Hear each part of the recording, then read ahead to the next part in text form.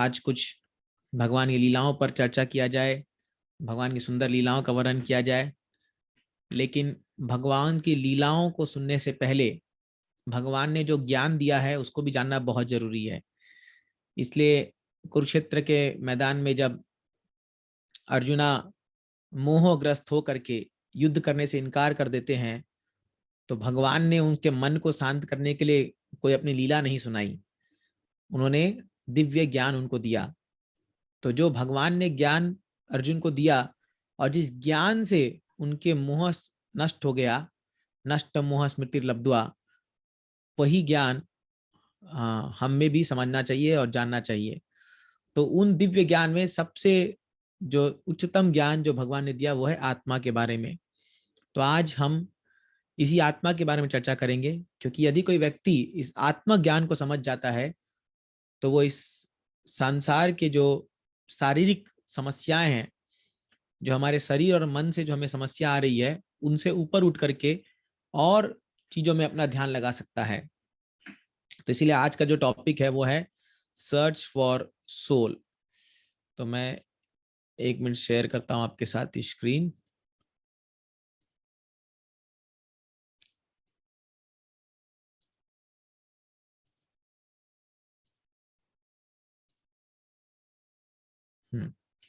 तो आत्मा के बारे में आज हम कुछ जानने का प्रयास करेंगे। क्या आत्मा सही में होती है? अगर होती है तो क्या प्रमाण है? और आत्मा किस आधार पर अगले शरीर में जाती है? क्या मनुष्य की मृत्यु होती है? और अगर वो है तो उसमें सच क्या है? ये सारी चीज जो हमारे मन में कई बार ऐसे प्रश्न उत्पन्न होते हैं, उन सभी का उत्तर आपको आज के इस सेशन में समझने को मिलेगा। तो देखिए, अगर हम किसी व्यक्ति से पूछे आप कौन हो, तो क्या जवाब होगा, है ना? अगर आपसे कोई पूछता है आप कौन हो, तो सबसे पहला उत्तर ये होगा कि अगर मान लो आप अपने बेटे के साथ जा रहे हो तो आप बोलोगे मैं इसकी माँ हूँ, या आप अपने हस्बैंड के साथ जा रहे हो तो आप बोलोगे मैं इनकी पत्नी हूँ। या कोई अगर एक व्यक्ति होगा जो जॉब कर रहा होगा तो वो बोलेगा मैं एक इंजीनियर हूँ, या मैं एक डॉक्टर हूँ, हाँ, या मैं एक लड़का हूँ, या मैं भारतीय हूँ। तो आप देखोगे कि हम जो भी उत्तर इस सवाल के उपलक्ष्य में देते हैं वो हमारे शरीर से संबंधी है। तो जो हमारा शरीर की जो उपाधि है, हम वही उत्तर सामने वाले व्यक्ति को देते हैं जो हमसे पूछता है कि तुम कौन हो। और हमने शरीर से ही हम अपने आप को आइडेंटिफाई करते हैं, अपने आप की पहचान अपने शरीर से करते हैं। लेकिन अगर आप इस शरीर के बारे में जानना चाहो तो ये एक प्रोफेसर है जिन्होंने काउंट किया कि हमारे शरीर में कितने केमिकल्स, कितने प्रकार के जो रसायन है वो रहते हैं। तो ये उसके यहाँ पर एक सूची दी गई है कि एक लगभग 50-60 किलो के व्यक्ति के अंदर इतने इतने प्रकार के जो है केमिकल्स या रसायन रहते हैं। और आपको जान के हैरानी होगी कि इन सब का अगर हम लोग कैलकुलेट करें कॉस्ट, तो मात्र हमारे शरीर का दाम 110 रुपया है। तो जो भी हमारे शरीर में जो भी जो धातु या जो भी हमारे शरीर में रसायन मिलते हैं, केमिकल्स मिलते हैं, उनका अगर आप कॉस्ट कैलकुलेट करोगे तो हमारे शरीर का दाम केवल 110 रुपया है। अब आप सोचिए, क्या हमारा शरीर केवल 110 रुपए का वैल्यू कीमत रखता है? हाँ, कभी कभी हम एक व्यक्ति को बचाने के लिए करोड़ रुपए खर्चा कर देते हैं। मान लीजिए आप एक बहुत महंगी कार, 15-20 लाख की कार में जा रहे हैं और किसी सड़क में दुर्घटना हो जाती है, तो आप किसको पहले बचाते हो? आप कार को बचाओगे कि उसके अंदर जो व्यक्ति रहता है उसको बचाते हो? जाहिर सी बात है, हम पहले उसके अंदर जो ड्राइवर है, व्यक्ति है, उसको बचाते हैं, उसको हॉस्पिटल लेके जाते हैं, उसका ट्रीटमेंट कराते हैं। एक बार वो बच जाए फिर बाद में जाके कार को देखते हैं। और कार नहीं भी बचे तो भी चलेगा, तो भी चलता है, लेकिन इंसान को कुछ नहीं होना चाहिए। क्यों? क्योंकि वो जो इंसान उसके अंदर बैठा हुआ है कार के अंदर, उसके अंदर एक ऐसी वस्तु है, एक ऐसी पदार्थ है जो अमूल्य है, जो अगर चली गई उस शरीर से तो वो वापस नहीं आ सकती है। वो ऐसी अमूल्य वस्तु उस शरीर के अंदर बैठी हुई है। इसलिए हम हर हालत में एक व्यक्ति को बचाने का प्रयास करते हैं। आप देखेंगे, ये हमारा शरीर जो है ये केवल कोई रसायन तत्व से नहीं बना हुआ है। ये शरीर के अंदर और भी बहुत कुछ चीजें हैं, और सबसे महत्वपूर्ण चीज है जिसके छोड़ देने पर ये शरीर जो है बिल्कुल भी कार्य नहीं कर सकता है। वो चीज क्या है हम जानेंगे। तो आप देखिए इस संसार में बहुत जब हम किसी सुंदर व्यक्ति को देखते हैं तो हमें अच्छा लगता है देख करके, बहुत आकर्षित होते हैं। लेकिन वही व्यक्ति जब मान लो अगर उसकी मृत्यु हो जाए या कोई बीमारी से वो ग्रस्त हो जाए, तो हम देखते हैं उसके अंदर वही पदार्थ रहते हैं, उसके अंदर वही सारे जो केमिकल्स वही सब रहते हैं, लेकिन उसके अंदर कोई चेतना नहीं रहती है, कोई फीलिंग नहीं रहती है, कोई उनके अंदर इच्छाएं नहीं रहती है, किसी प्रकार का उनके अंदर सोचने की शक्ति चली जाती है, और उनके अंदर कोई प्रकार का मूवमेंट नहीं होता है, कोई प्रकार का उनके हाथ पांव चलते नहीं है। तो शरीर तो वही है, लेकिन चेतना चली जाती है, चेतना खत्म हो जाती है कोई भी। तो वही व्यक्ति जो हमें एक समय में इतना सुंदर दिखता है, जिसको हम, जिसके पीछे लाखों लोग पागल हो जाते हैं, जिसको प्राप्त करने के लिए लोग क्या क्या नहीं करते हैं, लेकिन अगर उसकी मृत्यु हो जाए मान लो, तो उस मृत्यु होने पर आप देखोगे उस व्यक्ति की कोई वैल्यू नहीं रह जाती है, फिर उसके अंदर कोई चेतना नहीं हो जाती है। तो एक बार एक एक हस्बैंड वाइफ बैंगलोर में रहते थे, वो लोग जॉब करते थे दोनों। तो ऐसा एक पुलिस में खबर आया था ऐसा कि कोई कारणवश जो है वो हस्बैंड को कुछ हो गया। तो ये रात का समय था, तो कुछ हो गया, तो वो वाइफ कॉल कर रही है पुलिस को और अपने रिलेटिव्स को। तो वो लोग कह रहे हैं कि आप केवल ये रात बिता दो, रात खाली, ये रात जो है खाली इस रात को एक बार बीत जान दो, फिर कल सुबह में आकर के जो भी है कर लेंगे उसको। लेकिन वो उसकी वाइफ बोली कि नहीं नहीं नहीं, ये शरीर अभी, बिकॉज इसमें कोई कॉन्शियस चेतना नहीं है, मैं एक रात भी इसके साथ नहीं बिता सकती अभी।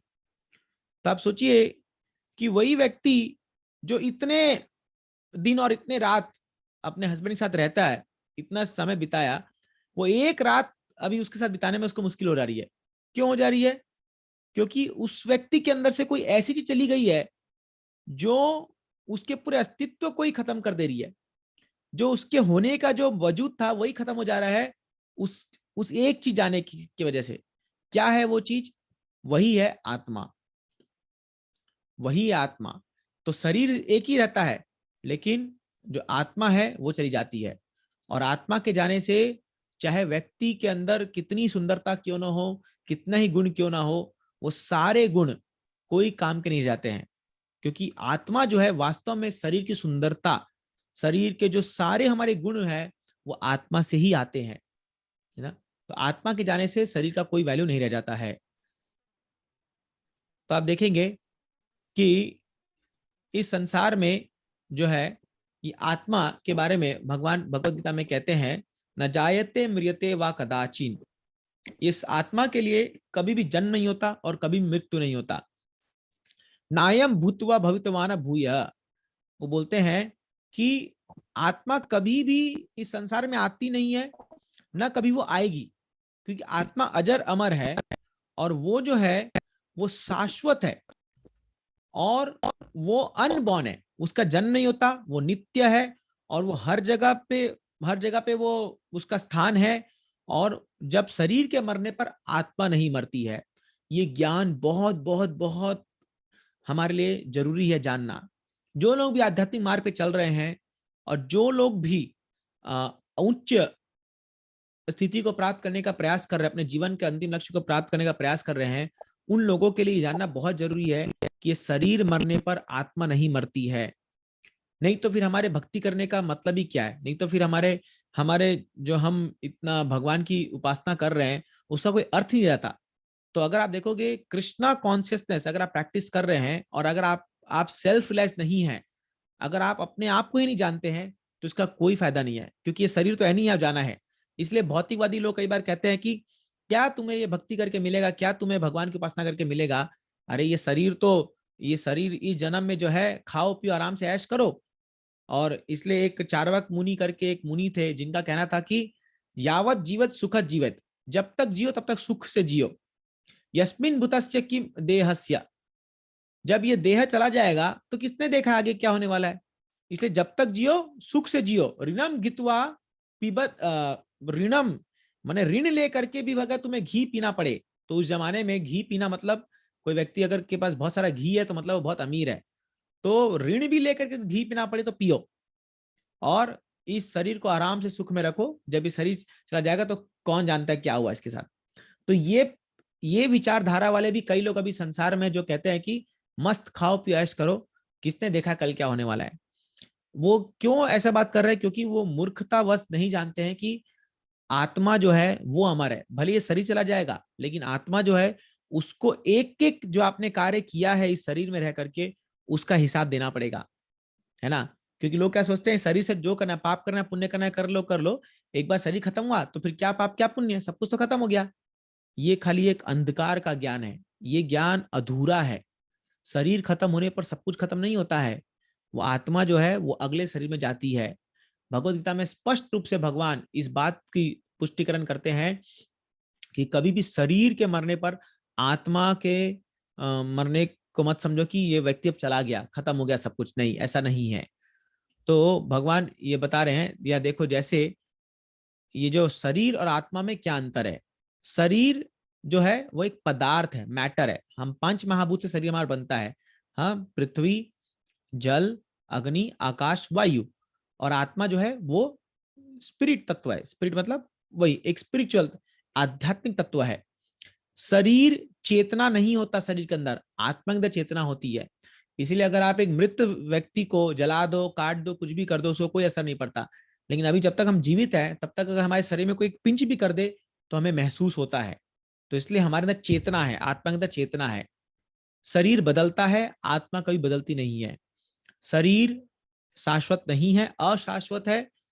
और आत्मा जो है वो इटर्नल है, वो शाश्वत है। ये बहुत बड़ा डिफरेंस है ये।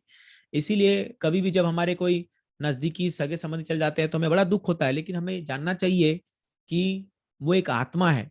वो इस शरीर में कुछ समय के लिए आई थी और अपना जो कार्य था वो कर करके वो चली गई आत्मा। और आप कितना ही प्रयास कर लो, आप शरीर को बचा नहीं सकते, क्योंकि शरीर तो एक दिन बूढ़ा होकर के खत्म होना ही है। इसमें कोई भी संसार में आज तक इसको रोक नहीं पाया। तो शरीर जो है आगे हम देखेंगे किस प्रकार से 6 प्रकार के विकारों से शरीर गुजरता है। प्रत्येक मनुष्य को इस शरीर में जो शरीर धारण कर रखे हैं उनको ये 6 प्रकार के विकारों से गुजरना पड़ता है, वो हम आगे देखेंगे। तो शरीर जो वास्तव में हमेशा डेड है, वो एक मृत है, और आत्मा जीवित है। तो जब तक हमारे अंदर आत्मा है तब तक हमारे अंदर चेतना, सोचने की शक्ति, थिंकिंग, फीलिंग, विलिंग, ये सारी चीजें जो हमारे अंदर आती है ये आत्मा के मौजूदगी की वजह से होता है। अगर आत्मा चली जाएगी शरीर से तो ये सब चीज कुछ भी और गतिमान नहीं रहेगा, शरीर कोई भी कार्य नहीं कर सकता फिर। ठीक है। तो देखिए भगवान गीता में बता रहे हैं अर्जुना को कि आप शरीर नहीं, आप आत्मा हो। तो अगर मान लीजिए आप एक बहुत सुंदर ड्रामा चल रहा है और उस ड्रामा को यदि कुछ एक कैमरे से रिकॉर्ड किया जा रहा है और उसी ड्रामा को यदि कुछ लोग बैठ करके उसका निर्णय ले रहे हैं, उसको देख रहे हैं, तो दोनों में बहुत अंतर है। क्योंकि कई लोग कहते हैं कि ये शरीर तो क्या है, शरीर तो बस एक बहुत सोफिस्टिकेटेड एक कंप्यूटर है, एक रोबोट है। यह शरीर तो एक मशीनों का एक बहुत बड़ा कॉम्प्लेक्स सिस्टम है। लेकिन आप देखोगे इसमें बहुत बड़ा डिफरेंस है। अगर एक ड्रामा को मान लीजिए आप एक कैमरा से देखते हो तो कैमरा क्या करेगा, ड्रामा में कुछ भी हुआ, चाहे कोई रो रहा है चाहे हंस रहा है, उसको कोई मतलब नहीं है, वो रिकॉर्ड करके आपका एज इट इज रील में बना के दे देगा। तो उसमें कोई एक्सपीरियंस नहीं, कोई इमोशन नहीं है, कोई चेतना नहीं है। लेकिन अगर मान लो कोई इंसान लोग उस ड्रामा को देख रहे हैं तो वो ड्रामा की अनुभूति जो है वो इंसान लोग महसूस कर सकते हैं। तो जब भी आपके सिनेमा में सामने बैठे रहते हो तो आप अगर मान लीजिए आप सिनेमा देखने गए हो, हॉल में गए हो, तो आप जब हीरो को कुछ हो जाता है तो हमें भी आंसू आ जाते हैं आंख में, हमें भी रोना आता है। जब हीरो अच्छा कोई फाइटिंग करता है तो हम भी हंसते हैं, हम भी उसको एनकरेज करते हैं और हम भी बड़ा मजा लेते हैं। तो क्या होता है, जैसे जैसे जो वहां अभिनेता की या अभिनेत्री की जो स्थिति बन रही है हमारे को वो इम्पैक्ट करती है, और हमारे जो भावना है वो उसके अनुरूप बाहर निकल के आते हैं। लेकिन क्या एक कैमरा के अंदर ऐसी भावना आएगी? क्या कभी कैमरा रोएगा? चाहे कितना से कितना दर्दनाक सीन क्यों ना हो, कैमरा कभी रोएगा नहीं, वो कभी हंसेगा नहीं। वो खाली एक बस ऐसी बैठा रहेगा और वो देखा, रिकॉर्ड किया और आपको दे देगा। तो इसीलिए इसमें बहुत बड़ा डिफरेंस है। कभी भी डेड मैटर, कभी भी जो मृत पदार्थ है वो कभी भी जीवित अवस्था में नहीं आ सकती है, क्योंकि आत्मा के मौजूद होने से ही ये इमोशंस, ये सारे फीलिंग्स, ये जो हमारे सारे भावना है ये आत्मा के प्रेजेंस में आती है। इसलिए आप मृत शरीर, कभी कभी किसी की मृत्यु जाती है तो लोग कितना उसके छाती पीट पीट कर रोते हैं, वापस आ जाओ, ये करो वो करो। उसको कोई फर्क पड़ता है? उसको कोई फर्क नहीं पड़ता, वो आराम से अपना लेटा हुआ है, उसको कोई फर्क नहीं पड़ रहा। क्यों? क्योंकि आत्मा है ही नहीं, तो कोई इमोशंस ही नहीं है, कोई फीलिंग्स ही नहीं है। तो वो कभी वापस नहीं आ सकता। तो इसलिए एक बार प्रभुपाद जी को एक साइंटिस्ट ने पूछा था कि क्या स्वामी जी ये जो आप शरीर बोल रहे हो, मुझे तो लगता है ये बस एक कॉम्प्लेक्स मशीन है। तो प्रभुपाद जी ने बहुत अच्छा उत्तर दिया। प्रभुपाद जी उनको कहे कि अरे क्या क्या तुम ये शरीर एक कार से तुलना कर सकते हो? क्या कभी एक कोई मादा कार और एक पुरुष कार मिल करके कोई छोटा कार बना सकते हैं? मान लीजिए अगर कोई टाटा की मान लो सफारी कार और एक मारुति 800 कोई भी, क्या वो मिल करके एक नैनो कार बना सकते हैं क्या? नहीं।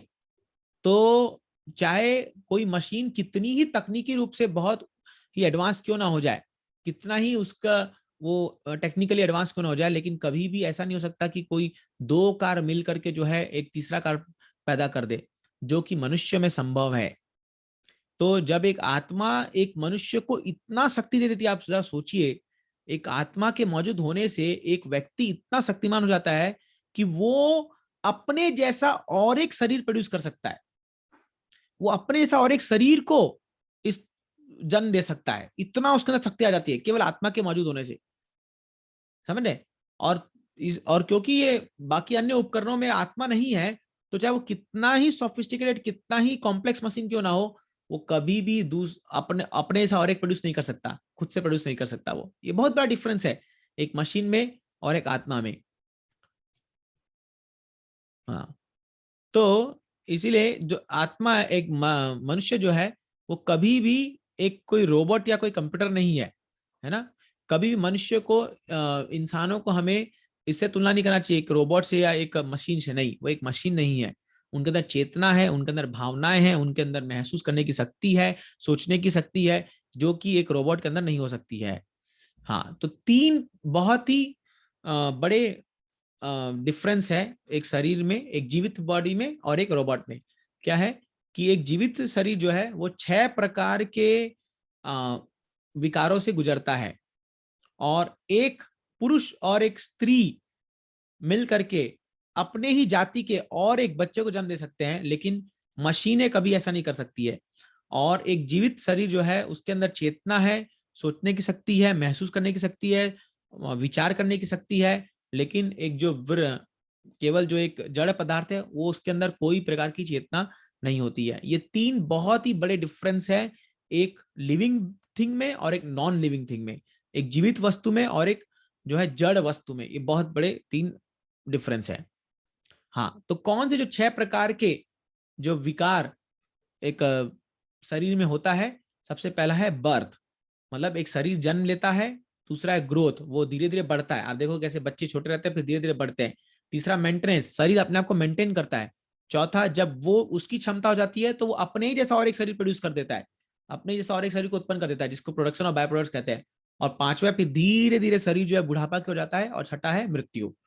तो जन्म, बढ़ोतरी, फिर मेंटेनेंस, फिर अपने जैसे और एक अपने जैसा उत्पन्न करना बच्चा, पांचवा है बुढ़ापा जरा, और छठा है मृत्यु। कोई भी वस्तु जो ये 6 प्रकार के विकारों से गुजरती है उसके अंदर आत्मा मौजूद है। और अगर आप इसलिए आप बोलोगे कि अगर आप बोलोगे ये चेयर में आत्मा क्यों मौजूद नहीं है, तो आप बता सकते हो किसी को भी कि क्योंकि इसमें 6 प्रकार के विकार नहीं होते।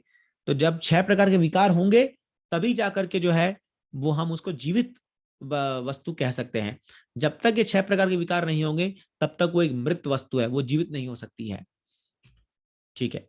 तो अभी भगवान कृष्ण ने अर्जुन को कहा कि तुम आत्मा हो, तुम शरीर नहीं हो। तो जब हम देखते आत्मा की बात करते हैं तो आत्मा जो है वो रियल ड्राइवर है। तो इस शरीर को ऐसा नहीं है कि आत्मा शरीर के अंदर आके फंस गई है और शरीर चला रहा है और आत्मा फंसी हुई है, नहीं। वास्तव में आत्मा शरीर को चला रही है। तो आप जानते हैं हृदय में 2 प्रकार की आत्मा है, एक हम आत्मा जीवात्मा और एक परमात्मा है।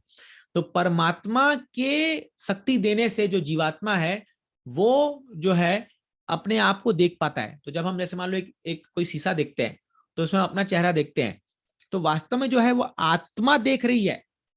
अभी आपको लगेगा, मैं आपको उदाहरण देता हूं, आपको लगता है कि हम जो भी चीज देखते हैं संसार में वो हमारी ग्राह्य इंद्रिया, हमारी आंखों से देखते हैं। लेकिन कई बार देखिए आप, ऐसा होता है कि आप रोड में जा रहे हैं, आपकी आंख खुली हुई है, लेकिन आप किसी गड्ढे में गिर जाते हैं, या आप किसी खंबे से टकरा जाते हैं, या किसी गाड़ी से ठोकर खाते हैं। क्यों? क्योंकि आंख तो खुली हुई है लेकिन मन वहां पर नहीं है। वही हम देखते हैं, हम मुंबई में देखा हमने कि एक अंधे लोग हैं और अंधे लोग आराम से जो है वो ट्रेन में चढ़ जा रहे हैं, लोकल ट्रेन में चढ़ के जा रहे हैं, ट्रेन चला रहे, ट्रेन में आराम से एक स्टेशन दूसरे से चल जाते हैं। आंख नहीं है उनकी, बाह्य आंख नहीं है, तो क्या चीजें देख रहा है? इसलिए कई बार हम देख के भी नहीं देख पाते, और कई लोग जो हमें लगता है वो नहीं देख रहे लेकिन वो लोग देख रहे हैं। तो कौन देख रहा है वास्तव में?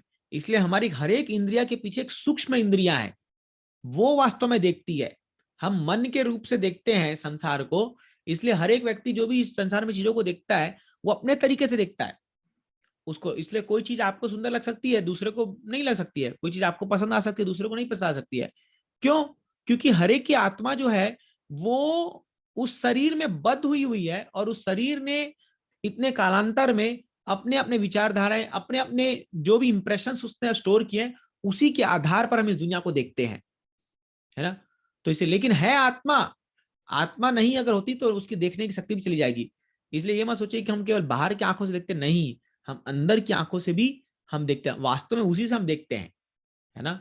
और ये बाहर की आंख तो खाली एक इंस्ट्रूमेंट है, जिससे हम, जैसे कैमरा एक इंस्ट्रूमेंट है खाली उसको देखने के लिए चीजों को। यस, अगर आप भौतिक दृष्टि से देखेंगे तो हर एक चीज जो है, हम ये शरीर है और सब कुछ खत्म हो जाता है शरीर खत्म होने पर। इसलिए कई बार लोग जो है बहुत बड़े सदमे में चल जाते हैं जब किसी व्यक्ति की मृत्यु जाती है अपने सगे संबंधी की, तो वो बहुत बड़े डिप्रेशन में चल जाते हैं। उनको लगता है कि अब सब कुछ खत्म हो गया, मेरा क्या होगा, सब कुछ।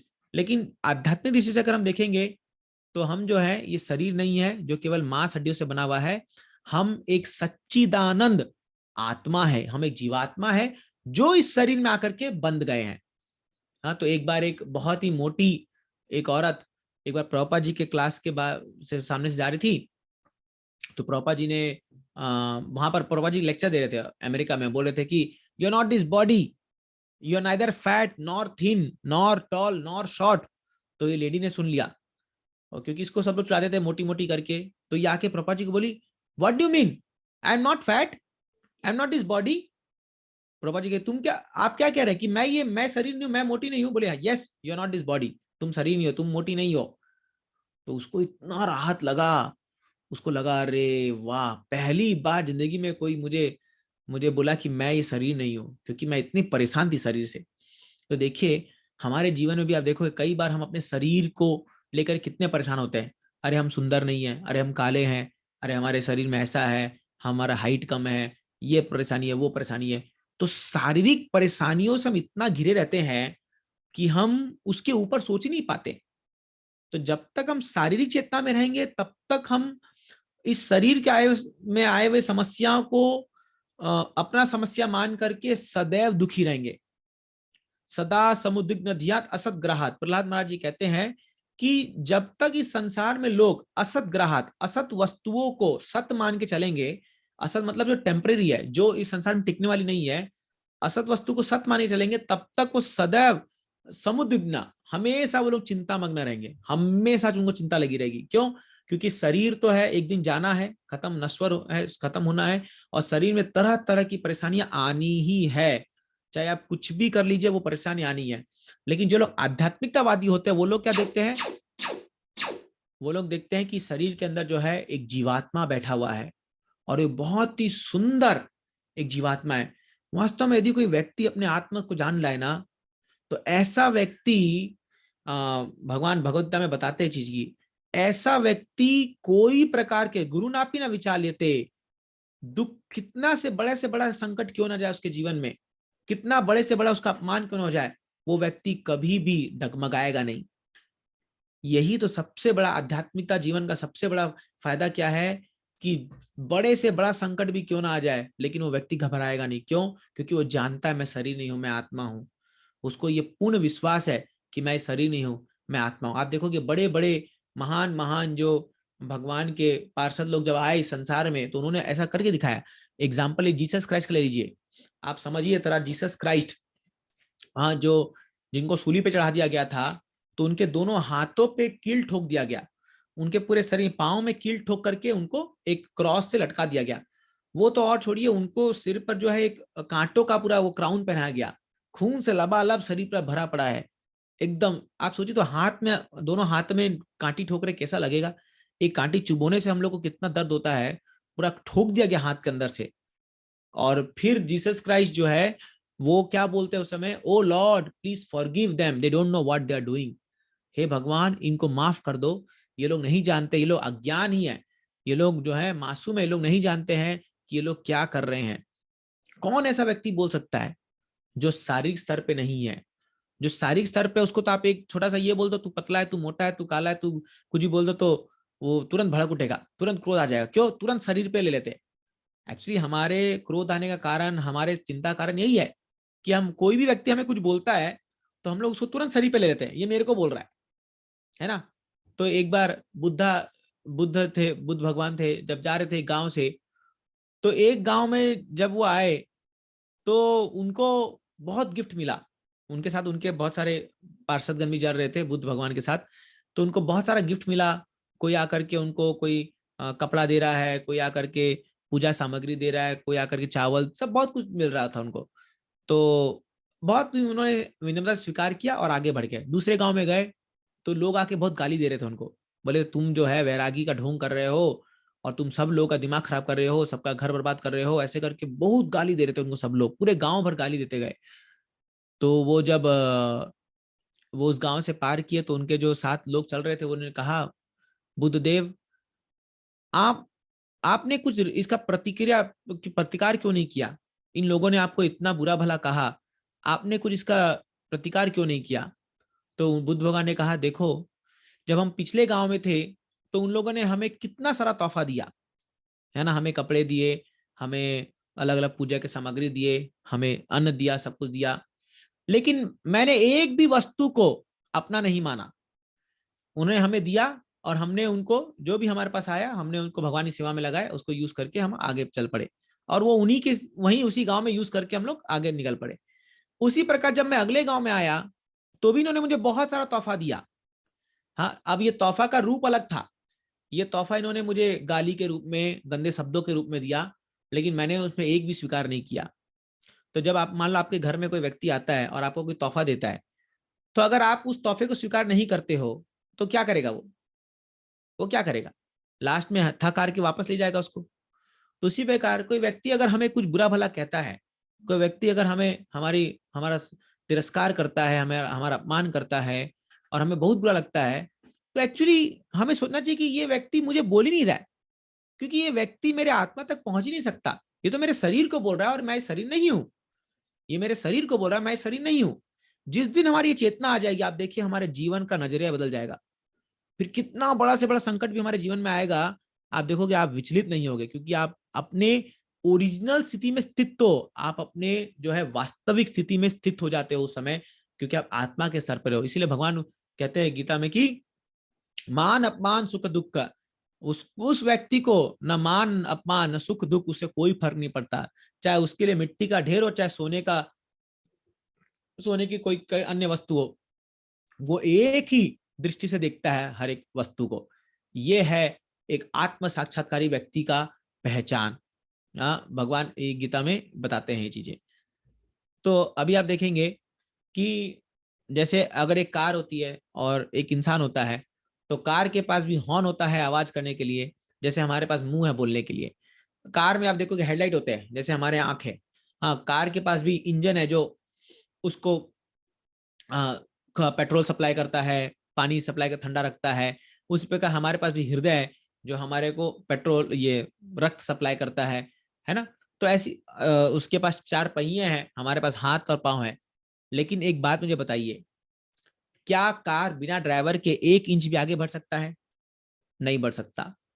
कार कभी भी ड्राइवर के बिना 1 इंच भी आगे नहीं बढ़ सकता। उसी प्रकार ये शरीर, भले ये शरीर कितना ही हुष्ट पुष्ट क्यों ना हो, इसमें कितनी ताकत क्यों ना हो, जब तक ये शरीर के अंदर आत्मा नहीं कार्य करेगी, कार्यशील रहेगी, तब तक ये शरीर 1 इंच भी आगे नहीं बढ़ेगा।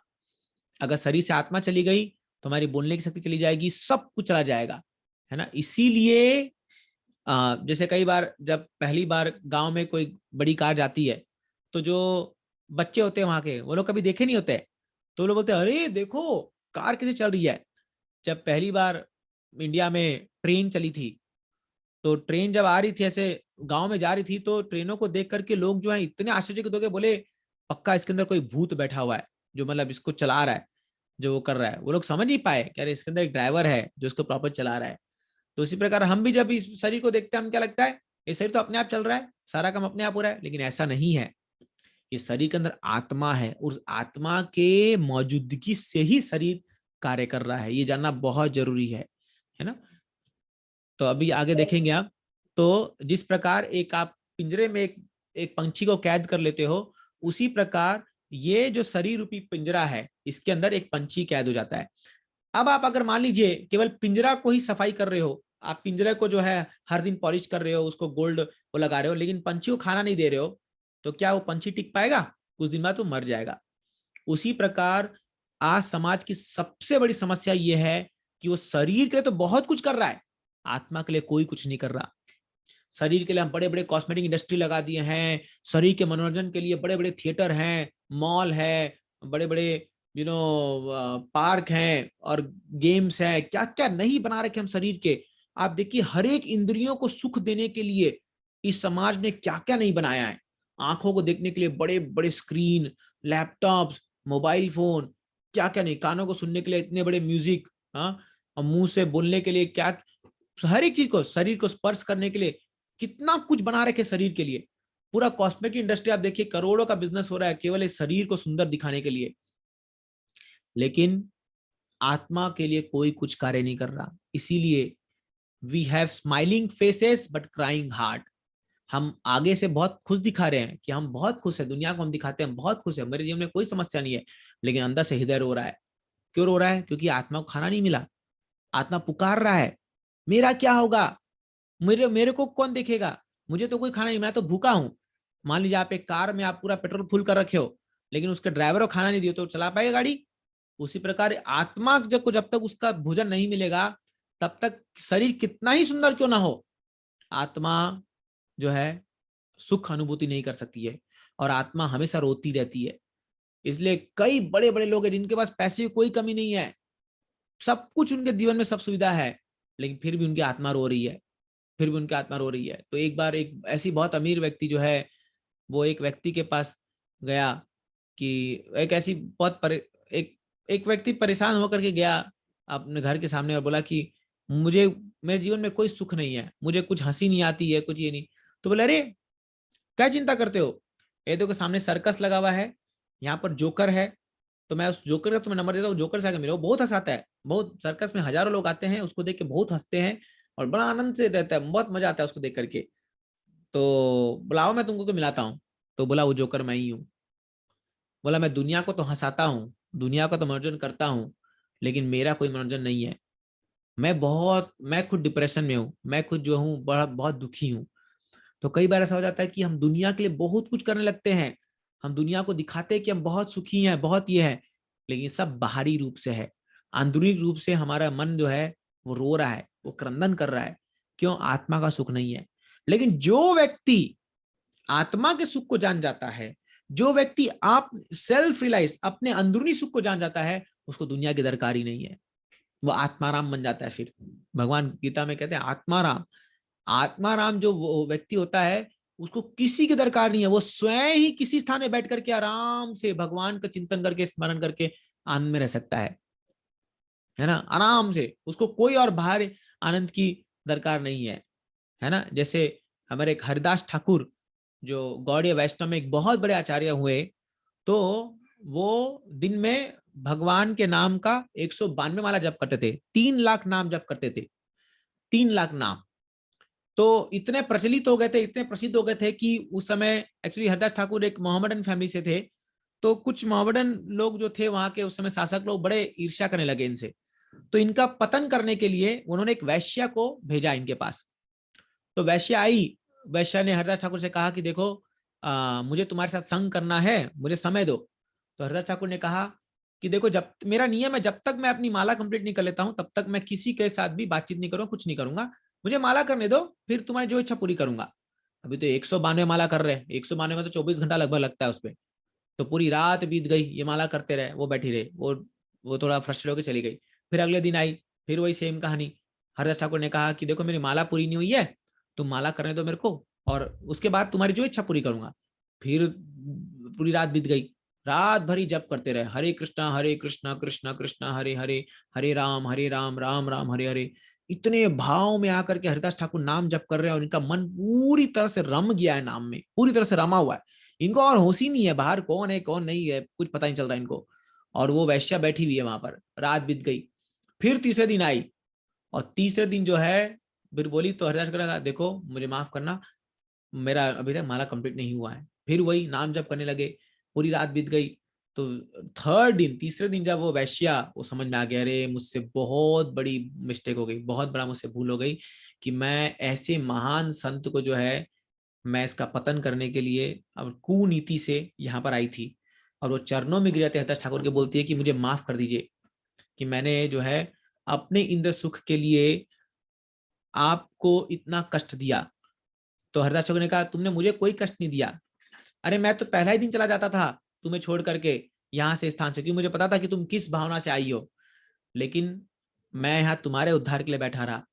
और फिर हरिदास ठाकुर ने उसको माला दिया और उसको मंत्र दिया, और वो जो वैश्या है वो पूरी तरह से ट्रांसफॉर्म होकर के हरिनाम जप करने लगी। तो अभी आप देखिए, ऐसा हम नहीं कर पाएंगे। क्यों नहीं कर पाएंगे? क्योंकि हमें इतना टेस्ट नहीं है हरिनाम पर। लेकिन हरदास ठाकुर पूर्णतया से वो रियलाइज्ड है कि मैं शरीर नहीं हूं, मैं आत्मा हूं। और हरिनाम में इतना ज्यादा उनका टेस्ट था, इतना प्रभाव, गहरा प्रभाव था हरिनाम का उन पर, कि उनको कोई फर्क नहीं पड़ा ऐसे वैश्या के आने पर भी, है ना। तो हमारी इंद्रियां जो है वो हमारे वश में नहीं रहती है, क्योंकि हमें हायर टेस्ट नहीं है। भगवान गीता में भगवान कहते हैं, रसोवर्जम रसोप्यस्य परम दृष्ट्वा निवर्तते। जो व्यक्ति आत्मा के सुख में गोते लगाता है, वो ऐसा ऊंचा स्वाद प्राप्त करता है कि उस स्वाद के आगे दुनिया की सारी स्वादें फीकी है। और ये कोई समझ नहीं सकता, ये व्यक्ति जब तक कोई खुद अनुभव नहीं करेगा वो समझ सकता कि क्या आनंद है इस आध्यात्मिक जीवन में, क्या आनंद है। कई बार लोग हमें कहते हैं, अरे आप केवल हरे कृष्णा करते रहो तो क्या मिलता है आप लोग को? अरे उसको क्या पता चलेगा कि क्या मिलता है हम लोग को, क्या आनंद है हम लोग को इसका, जब हम हरे कृष्ण का जप करते हैं, कीर्तन करते हैं, कथा करते हैं। तो ये जो आनंद है ये आत्मा का सुख है। इसलिए अब आप देखोगे परसों जन्माष्टमी आएगी, भक्त लोग सुबह 4:30 से लेकर रात 12 बजे तक उपवास रखेंगे, ना कुछ जल पिएंगे, ना कुछ खाएंगे, कुछ पिएंगे, कुछ नहीं करेंगे। फिर भी वह देखोगे 24 घंटा भगवान की सेवा करेंगे, और उत्साह से कीर्तन में भाग लेंगे, डांस करेंगे, नृत्य करेंगे, कीर्तन करेंगे। कहाँ से आ रहा है ये उत्साह? कहाँ से आ रहा है ये जोश? कहाँ से आ रही है शक्ति? ये आत्मा से आ रही है, ये शक्ति आत्मा से आ रही है। तो हम शरीर के स्तर पर जब रहते हैं और हम कुछ करने का प्रयास करते हैं तो शरीर थक जाता है, शरीर में लेथार्जी, उसमें थकावट, शरीर दुखता है। लेकिन आत्मा के स्तर पर एक व्यक्ति जो है वो बड़े से बड़ा कार्य करता है। आप सोचिए श्रील प्रभुपाद जी को, 70 साल की उम्र में बूढ़ा व्यक्ति जा रहा है एक जहाज में, 2 हार्ट अटैक आ चुका है, फिर भी अकेला जा रहा है प्रचार करने के लिए हरिनाम। क्यों? कहां से आ रही है शक्ति? आत्मा की शक्ति है ये, क्योंकि आत्मा में परमात्मा की शक्ति भी आ रखी है। और भगवान इतने शक्तिशाली हैं तो आत्मा भी, क्योंकि वो भगवान का अंश है, वो भी शक्तिशाली है। लेकिन अभी शरीर में बंद करके जो है आत्मा अपने वास्तविक गुण को भूल बैठा है, और इसलिए बहुत कठिनाइयों का वो सामना कर रहा है। तो इसीलिए अभी देखिए, जो शरीर, जो आत्मा है, इसके ऊपर 2 प्रकार की कवरिंग होती है। ठीक है। तो ये पहला कवरिंग है हमारा सबसे ऊपर, जो जिसको हम स्थूल शरीर कहते हैं, ग्रॉस बॉडी, जो 5 तत्वों से बना हुआ है। धरती, जल, अग्नि, आकाश, वायु आकाश। इसके अंदर है हमारा सूक्ष्म शरीर, जो 3 तत्वों से बना हुआ है, जिसका है मन, बुद्धि, अहंकार, है ना। तो कई बार हम बोलते हैं ना, अरे मेरा मूड ऑफ है, मन नहीं कर रहा है ना। या किसी को हम बोलते हैं, तेरी बुद्धि है कि नहीं है, बुद्धू है तू। तो ये क्यों बोलते हैं, ये क्या बोल रहे हैं हम? आप देखिए हमारा मन कितना परेशान हमें करता है, लेकिन क्या हमने कभी सोचा है हमारा मन है क्या? क्या आपने कभी अपने मन को देखा है? ये है सूक्ष्म शरीर। तो कई बार हम अपने भौतिक जो ग्रॉस बॉडी, स्थूल शरीर का तो बड़ा ध्यान रख लेते हैं, लेकिन हमारे हरे कृष्णा, सूक्ष्म, हरे हरे। क्योंकि हमारे सूक्ष्म शरीर का हम ध्यान नहीं रख पाते हैं।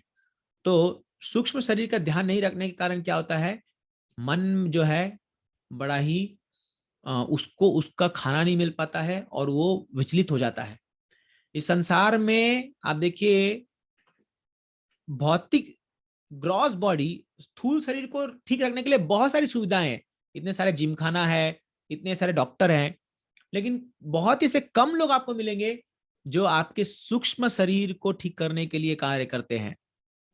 सूक्ष्म शरीर को ठीक करने के लिए किसी के पास ना तो ताकत है और ना उसके पास कोई उसका उपाय है ना। यदि किसी का मन खराब हो जाए तो भले ही शरीर में कितनी ताकत हो वो कुछ कार्य नहीं करेगा, है ना, वो कुछ नहीं कर सकता। हाथ भले ही एकदम शानदार एकदम स्ट्रांग हो बट वो कुछ नहीं कर सकता क्योंकि मन खराब हो गया है उसका। किसी की बुद्धि काम नहीं कर रही है तो कितना ही शरीर हुष्ट पुष्ट क्यों ना हो बट शरीर काम नहीं करता, है ना। इसीलिए सूक्ष्म शरीर जो है उसका ध्यान रखना बहुत जरूरी है। तो जो लोग आध्यात्मिकता प्रैक्टिस करते हैं, जो लोग स्पिरिचुअल लाइफ प्रैक्टिस करते हैं, वो लोग का सूक्ष्म शरीर बहुत स्ट्रांग होता है। मन इतना स्ट्रांग होता है कि उनके अंदर बहुत डिटर्मिनेशन होता है, उनके अंदर स्थिरता होती है, उनके अंदर बहुत जो है आगे देखने की क्षमता होती है कि मुझे क्या करना है, कैसे करना है, सब कुछ पता होता है। और फिर ये जो तीसरा जो सब्सटेंस है वो है आत्मा। जो देखोगे ये है सच्चिदानंद, सच्चिदानंद, इटर्निटी, नॉलेज एंड ब्लिस। तो आत्मा का जो स्वरूप है वो सच्चिदानंद है। इसके ऊपर दो प्रकार की कवरिंग आ गई है, एक सूक्ष्म शरीर की कवरिंग और एक स्थूल शरीर की कवरिंग। तो जब हम मुक्ति की बात कहते हैं कि ये व्यक्ति मुक्त हो गया या लिबरेट हो गया, इसका मतलब क्या है, दोनों सूक्ष्म शरीर और स्थूल शरीर का जो कवरिंग आत्मा के ऊपर से वो हट जाता है। जिस दिन ये हट जाएगा उस दिन आप मुक्त हो गए। जब तक ये हटता नहीं तब तक हम मुक्त नहीं। अभी हम बद्ध जीव आत्मा है। बद्ध मतलब हमारे आत्मा पर ये दो कवरिंग, ये दो प्रकार का जो ढकाव है ये अभी भी हमारे ऊपर है, सूक्ष्म शरीर का और स्थूल शरीर का। और जो लोग मुक्त आत्मा होते हैं उनके ऊपर ये ढकाव खत्म हो जाता है। इसलिए फिर आत्मा अपने वास्तविक स्वरूप में आकर के पूर्णतया आनंद का अनुभूति करते हुए, पूर्ण ज्ञान को अनुभूति करते हुए अपने शाश्वत जीवन को प्राप्त करता है आत्मा। इसी को मुक्ति कहते हैं। तो ये जानना बहुत जरूरी है क्योंकि हम जो अभी प्रैक्टिस कर रहे हैं, हम जो कार्य कर रहे हैं, हमारा लक्ष्य है कि हमारे ऊपर से ये दोनों शरीर की जो बंधन है ये हट जाए। क्योंकि हमें इन दो शरीर से ही क्लेश आते हैं। तो हम आध्यात्मिक क्लेश जो कहते हैं, आध्यात्मिक अपने स्थूल शरीर और सूक्ष्म शरीर से जो क्लेश आते हैं वो क्लेश ये दोनों शरीर की वजह से आते हैं। ये स्थूल शरीर और सूक्ष्म शरीर, है ना। कई बार मन खराब हो जाता है, कई बार शरीर में चोट लग जाती है। तो ये परेशानी कॉन्स्टेंटली एक जो आत्मा जीवात्मा जो बद्ध जीवात्मा है उसके जीवन में आते ही रहती है। लेकिन जो आत्मा इससे मुक्त हो जाती है उसको कभी भी एक कष्ट का सामना नहीं करना पड़ता, वो फिर अपने पूर्ण आनंदमय स्वरूप में स्थित हो जाता है। तो ये ज्ञान है। तो इसीलिए हमें जानना होगा कि मृत्यु के समय क्या होता है।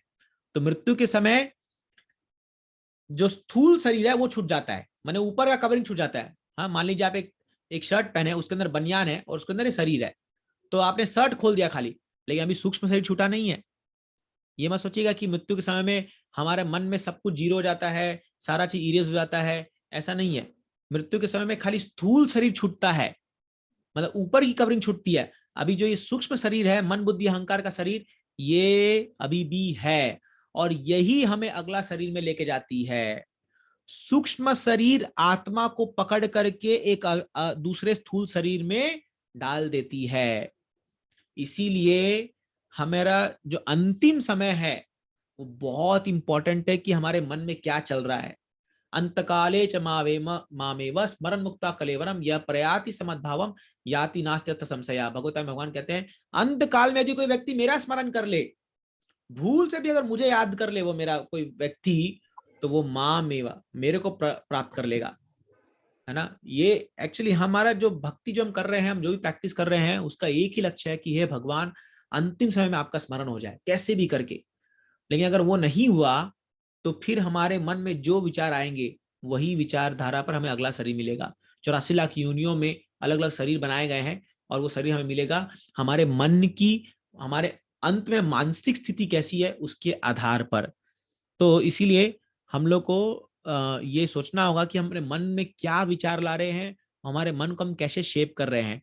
इसलिए भगवत गीता में भगवान कहते हैं कि जिस प्रकार एक व्यक्ति अपने पुराने कपड़े को छोड़ करके नया कपड़ा पहन लेता है, वासाम से जिनान यथा व्याय नवानि गिनाति नरोपरानी, उसी प्रकार ये आत्मा जो है ये पुराने शरीर को छोड़ करके नया शरीर धारण कर लेता है। आप पिक्चर में देख सकते हैं कैसे एक बूढ़ा व्यक्ति मर रहा है और उसको फिर जो माया देवी है वो नया शरीर में डाल रही है। तो ये चक्कर चला जा रहा है। हाँ, पुनरपि जननम पुनरपि मरणम पुनरपि जने जठरे शयनम, बार बार जन्म लेना, बार मृत्यु होना और बार बार माँ के गर्भ में आना, ये चक्कर चलता जा रहा है, चलता जा रहा है। इसी को रोकना है, ये हमारे जीवन का लक्ष्य है, इसको हमें रोकना है। तो इसीलिए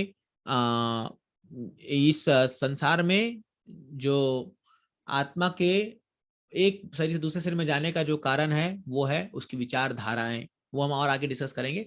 अभी हम देखेंगे कि साइंटिफिक तरीके से कैसे आत्मा का के बारे में क्या मानना है लोगों का एक विज्ञान के आधार पर।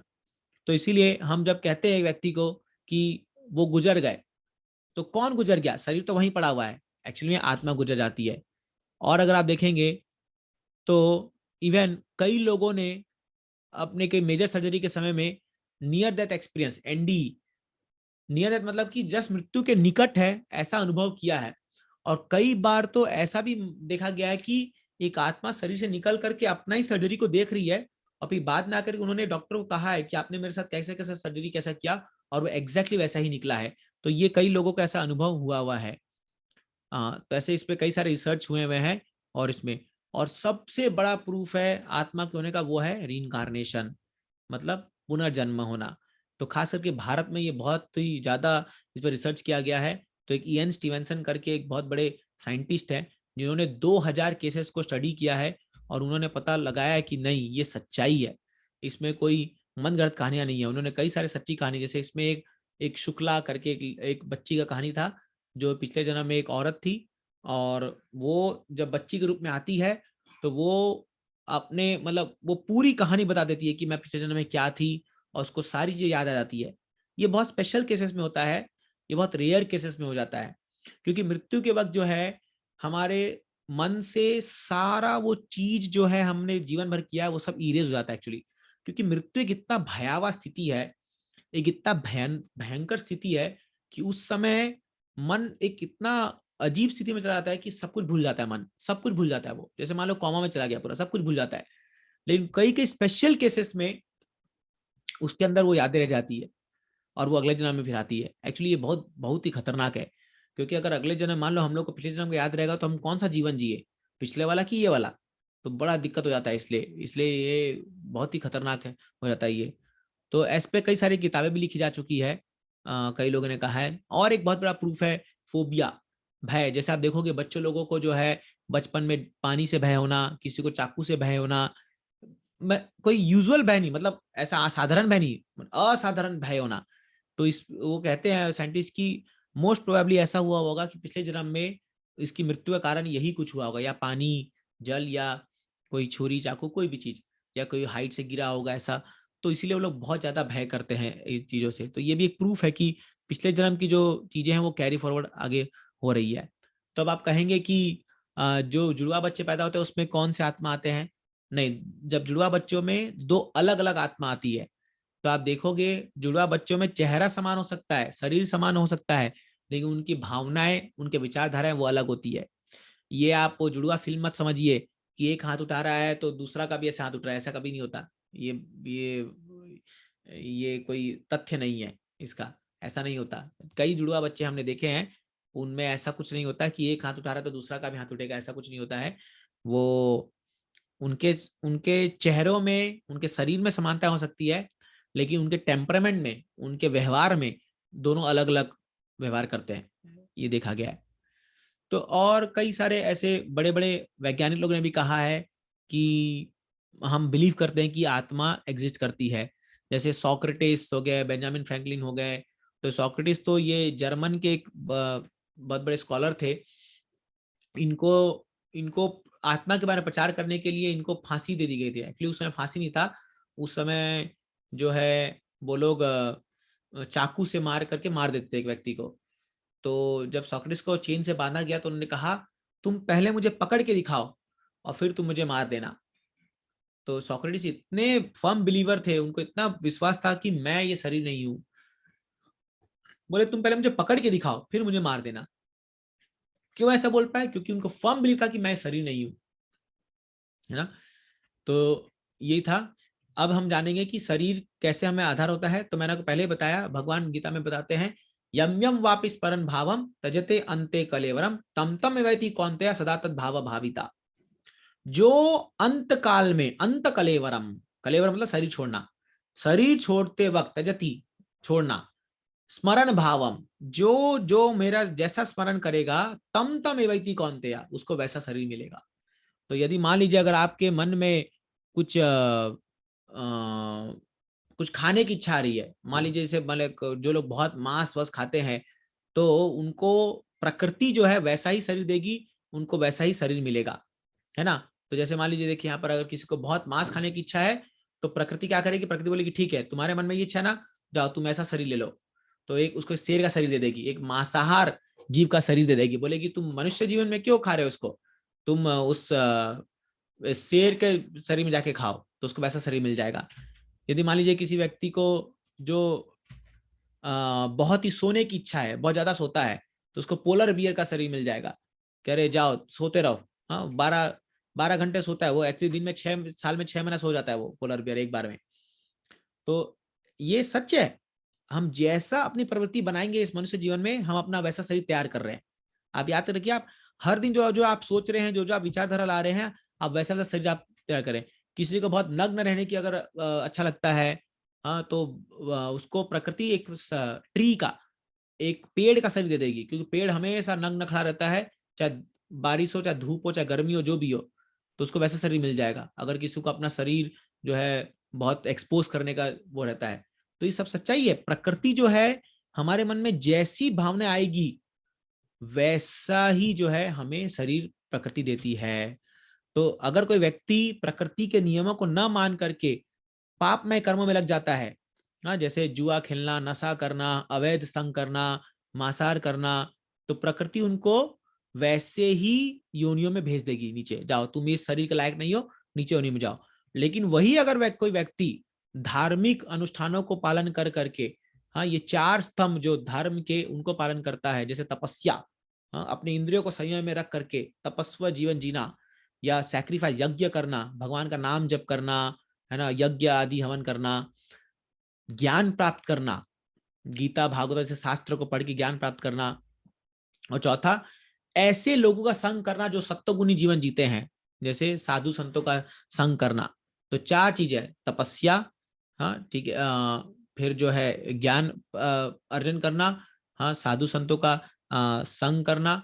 ऐसे अगर ये जो 4 जो स्तंभ है, ये अगर कोई फॉलो करता है, और एक यज्ञ करना अगर ये फॉलो करता है, तो उनका जीवन जो है वो धीरे धीरे, आप इस पिक्चर में देख सकते हो, भगवत धाम की ओर प्रस्थान करेगा। तो आप इस पिक्चर में देखिए, आप इसको गौर से देखिए, पिक्चर बहुत ही अच्छा ये बनाया गया है। तो यहाँ पर देखिए एक संत है जो एक जीवात्मा को भगवान का मार्ग दिखा रहे हैं। तो देखिए उसमें क्या लिखा हुआ है, स्पिरिचुअल, वेदा, ऑस्टेरिटी, सारे जो जो धर्म के स्तंभ है वो दिखाए जा रहे हैं। तो एक संत जो है, भक्त जो है भगवान का, वो उसको वहां का मार्ग दिखा रहा है। और वही उस व्यक्ति को माया भी, देखो हार लेके खड़ी हुई है यहाँ पर, माया देवी जो है उसको अपने बुला रही है इधर, अलग अलग चीजें उसको लोभन दे रही है। तो कभी धन का, कभी स्त्री का, कभी कुछ खाद्य पदार्थ, कोई भी चीज, ऐसे चीजों का माया देवी उसको प्रलोभन दे रही है। और अब चॉइस हमारे पास है कि हम माया देवी के प्रलोभन से आकर्षित हो जाएं, कि हम जो है साधु संतों के वाक्य से, भगवान के वाक्यों से, उनके ग्रंथों से हम आकर्षित हो जाए। जो चॉइस हम अभी करेंगे हमारा वो गंतव्य है। ये मत सोचिए हर एक व्यक्ति एक ही स्थान को जा रहा है, नहीं, ये गलत है। हम अपने चॉइस के हिसाब से ही अपना गंतव्य चूज कर रहे हैं। हमें समय दिया गया है, हमें बुद्धि दी गई है, हमें हर प्रकार के रिसोर्सेज दिए गए हैं। अब हमारे पास ये चॉइस है, हम क्या चूज करते हैं। अगर आप सदगति, सदमार्ग को चूज करोगे, आपका जीवन बहुत अच्छा है, आगे आप भगवान की ओर आगे अग्रसर हो रहे हो। और लेकिन अगर आप नहीं चूज करोगे, माया देवी के प्रलोभन में आकर के गलत कार्य में फंस जाएंगे, तो हम नीचे की ओर जा रहे हैं, अधोगति हो जाएगी, अधोगति तामसा भगवान गीता में कहते हैं। तो इसीलिए एक व्यक्ति को अपना जीवन जो है वो बहुत ही सोच समझ के चूज करना चाहिए। हाँ बहुत ही सोच समझ के अपने संघ को चूज कीजिए, बहुत ही सोच समझ के अपने जीवन को निर्धारित कीजिए। इसको ऐसी मत जान दीजिए 84 लाख योनियों में मनुष्य जीवन सबसे सबसे सबसे ज्यादा मूल्यवान जीवन है। दुर्लभम मानुषम जन्मा, देहिनाम क्षण भंगुरा, ये तुरंत क्षण भंगुर होने वाला शरीर है, कभी भी खत्म हो सकता है, और ये बहुत दुर्लभ है। इसको वेस्ट नहीं करना है एक क्षण भी, इसको फुल यूटिलाइज करना है हमें भगवत प्राप्ति के लिए, ताकि हमें ये शरीर छोड़ने के बाद दोबारा हमारे आत्मा पे और कोई प्रकार का कवरिंग, कोई प्रकार का आवरण न चढ़े, चाहे वो सूक्ष्म हो चाहे स्थूल शरीर हो, और अपने नित्य सच्चिदानंद रूप में भगवत धाम को प्राप्त करके अपने जीवन को बहुत ही सुखमय बना करके आनंद से जी पाएंगे। तो इसीलिए यदि हम नियमित रूप से भगवान के नाम हरे कृष्ण महामंत्र का जप करते हैं, तो हम धीरे धीरे जो है ये आत्मा के स्तर पे पहुंचते जाएंगे। मेरा यकीन मानिए, आत्मा के स्तर पे आप जैसे जैसे ज्ञान आपको आते रहेगा, आपका जीवन बहुत सुखमय बन जाएगा, बहुत सुखमय बन जाएगा। कई प्रकार की समस्या, आपका मृत्यु का भय चला जाएगा। 99.9% लोग इस संसार में मृत्यु के भय से इतने इतने ग्रस्त हो जाते हैं और इतने डरे हुए रहते हैं कि वो आधा काम कर ही नहीं पाते अपने जीवन का, केवल भय से, है ना। लेकिन जो लोग भक्त होते हैं, जो भगवान की शरण में रहते हैं, वो लोग को मृत्यु का भय नहीं होता। ध्रुव महाराज जब भगवत धाम जा रहे थे, तो मृत्यु उनके सामने आकर के सिर झुकाता है, और ध्रुव महाराज उनके सिर पर पांव रख करके भगवत धाम की ओर प्रस्थान करते हैं। मृत्यु भी सर झुका देती है भक्तों के सामने आकर के। तो ये जो है बहुत बड़ा लाभ है इस आत्मा के ज्ञान को प्राप्त करने से। और भी लाभ है कि हम सबके बीच भाईचारा बन जाता है। आप देखोगे फिर हम ये पाकिस्तान, इंडिया, चाइना, ये सब शारीरिक चेतना पर है। आत्मा के स्तर पर हम सब जो है भगवान के अंश है। तो इसलिए एक यूनिवर्सल ब्रदरहुड, एक जो है कॉमन, सबके बीच में भाईचारा होगा और हम सबसे प्रेम कर पाएंगे, क्योंकि हम शरीर के स्तर पर नहीं देख रहे, हम आत्मा के स्तर पर देख रहे हैं। तो इतने प्रकार जो झगड़ा, समस्या सब चला जाएगा, और जो हमारी जो डिवाइन क्वालिटीज है, हमारे जो अद्भुत गुण है, वो अपने आप बाहर आएंगे आत्मा के स्तर पर। तो इसलिए इसके कई सारे लाभ है, इस ज्ञान को प्राप्त करना और इसको प्रैक्टिस करना। तो इसीलिए आप सबसे निवेदन है, इसको प्रैक्टिस कीजिए अपने जीवन में, और इस हम ज्ञान को जितना और कल्टीवेट करेंगे, ये हमारे लिए बहुत अच्छा होगा। तो मैं यहीं पर विराम